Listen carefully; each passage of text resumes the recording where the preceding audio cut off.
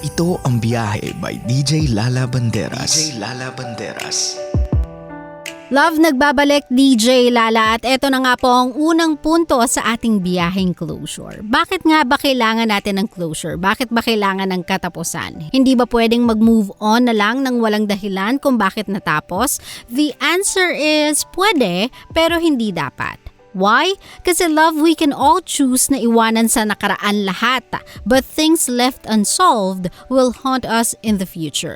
Sooner or later, those things na hindi mo hinarap head-on will pile up and stop you from moving forward. Parang ano lang yan parang material na bagay lang yan, love. You can't keep on buying new stuff just because the other one is broken without knowing kung maayos pa ba yun o hindi. You'll surely end up broke kapag ganito ka, kahit gaano ka pa kayaman. Just like in life, you can't keep starting anew without ending things in the past. It will consume you, and whatever it is na gusto mong patunguhan will be blocked by all the unfinished business you have in the past. So love, that is why closure is a must. Kasi ito yung tanging paraan para magkaroon ka ng fresh start.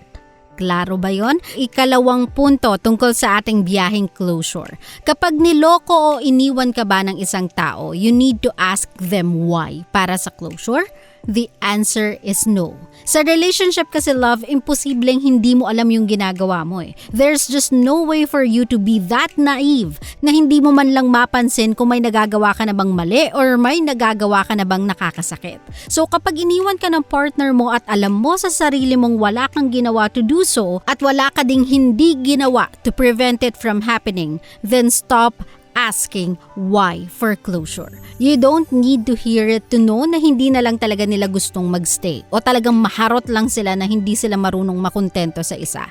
Love, if you know within your heart that you deserve more than just a plain goodbye, then accept yung katotohanan na kapag iniwan ka nila with just that, they don't deserve your why. They don't deserve your effort of trying to fix their relationship. They don't deserve even your forgiveness for that matter. Just walk away and let their plain goodbye be the closure. Tandaan mo, love, if nagkamali sila sa'yo, they don't deserve any second of your time anymore. Don't give them that satisfaction. Exit with grace and dignity intact.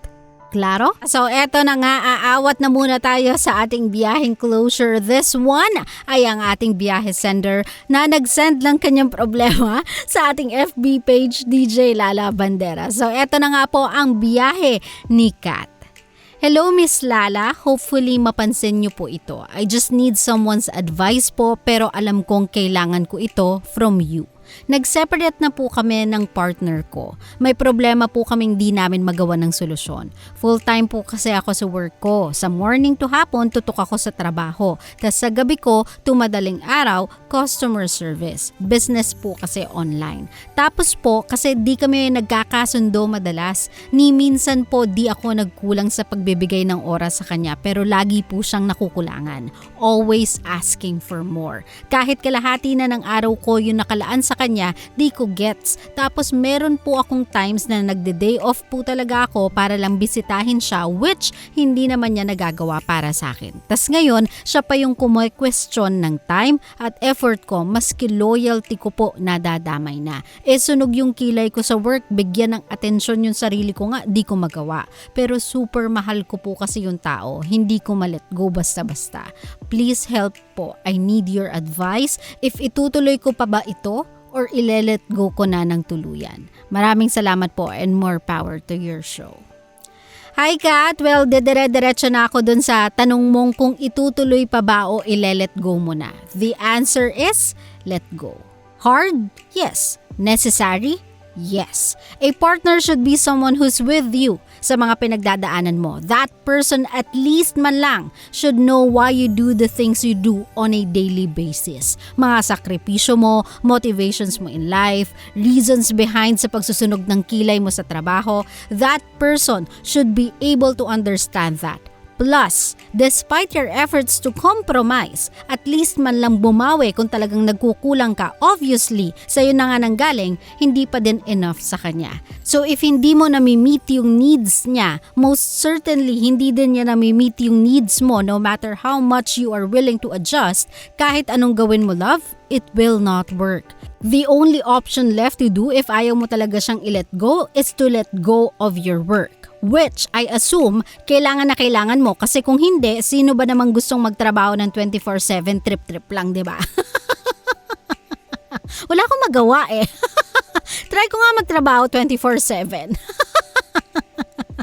Walang gagawa niyan kung hindi yung taong talagang gustong mag-grind dahil kailangan mag-grind. So if kung i-let go mo yan para lang hindi mo siya i-let go, that will be stupid. Hindi practical. And sa totoo lang, doon tayo sa realidad. Mas magiging stressful yan for you than ending your relationship with your needy partner. Why? Kasi kapag dumating yung panahon na tipong bumabalik ka na naman sa time na hindi magkasya-kasya yung meron ka sa kailangan mo at sasabay pa yung tantrums ng partner mo, ay naku te, you'll just snap. I'm telling you, I guarantee you that you'll just snap. So for now, love, you have no choice but to let go of one thing in your life. And I suggest you let go of your partner muna.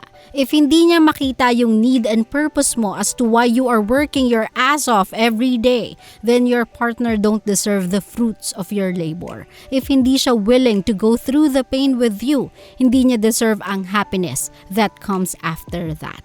Klaro?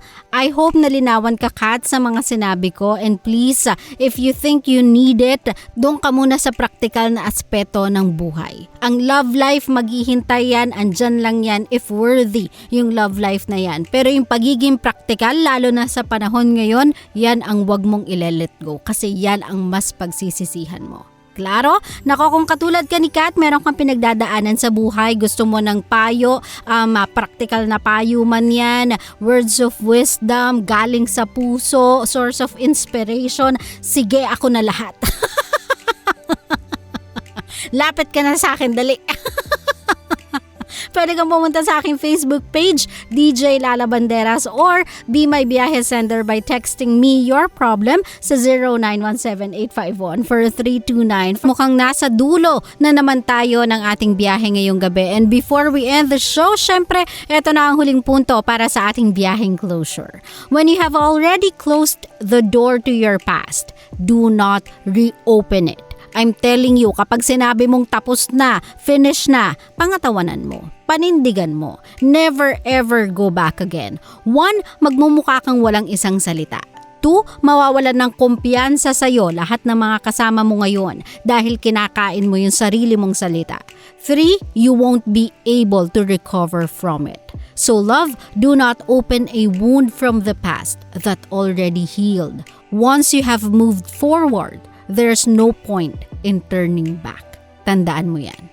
Klaro? Nako, sa mga kabisyo natin, I think that's it for me tonight sa ating biyaheng inspired by the legendary, the one and the only pambansang kamao, Senator Manny the Pacman Pacquiao. Nako, sa mga kabisyo natin, I hope na-inspire kayo ng ating biyahe ngayong gabi. And of course, sana na-inspire nito kayo sa kung gaano ako na-inspire ng ginawang closure ni Manny Pacquiao sa kanyang life as a boxer. Yan, napanood ko kasi yung parang video niya sa IG kung paano niya tinapos yung era niya being a boxer. Nakakatuwa lang, nakaka-inspire lang. Kung titignan mo, ang layo talaga ng narating niya. And hopefully, one of these days, ganyan din yung maging look back natin sa mga buhay natin with all our accomplishments and achievements. Dahil lang natuto tayong mag-close ng book sa buhay natin. O diba? Nako, sa mga kabisyo natin, that's it for me. Of course, if you wanna review ang ating previous episode or i-replay ang episode na to, you can always find it sa YouTube channel ng Love Radio Manila under the playlist Biyahe. And if you wanna follow me on my socials, DJ Lala Banderas on Facebook, Twitter, Instagram, TikTok, and Laika. Nakasama niyo po ngayong gabi. My name is DJ Lala and you are tuning in sa aking programang Biyahe. Ang programang sakto, klaro, diretso. Dito lang yan sa 90.7 Love Radio. GV lang, walang hate, puro love lang. Good night everybody. I'll see you guys again tomorrow. Bye! Love you! Always your number one. SM Radio Station. Love Radio. Love, kung natuwa ka sa aming video, i-click mo na yung subscribe button at yung notification bell para naman notified ka sa mga bago naming videos.